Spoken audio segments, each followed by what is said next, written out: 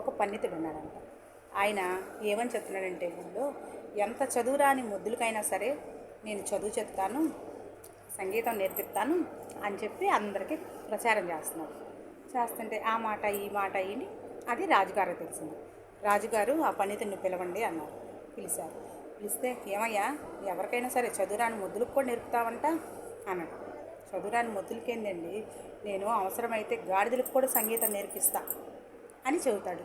చెప్తే సరే అయితే మా ఊళ్ళో మా రాజ్యంలో ఒక గాడిద ఉంది, ఆ గాడిదకి నువ్వు సంగీతం నేర్పాలి అంటాడు. అంటే ఓ అదెంత పని, నేను నేర్పుతాను అని అంటాడు. ఎంత టైం పట్టిద్ది, ఎంత కావాలి అంటాడు.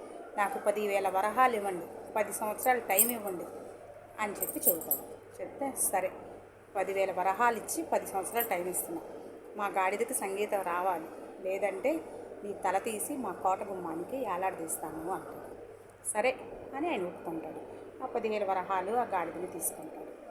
పక్కన ఆయన వస్తాడు. వచ్చి ఏందయ్యా, అసలు నీకేమైనా బుద్ధి ఉందా, నువ్వు గాడిదకి సంగీతం ఎలా నేర్పుతావు, ఎలా ఒప్పుకున్నావు నువ్వు అసలు అని అంటాడు.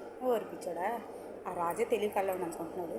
ఈ 10 సంవత్సరాల్లో రాజైనా బావచ్చు, గాడిదైనా బావచ్చు, లేదా నేనైనా బావచ్చు, ఎవరికి తెలుసు అని అంటాడు.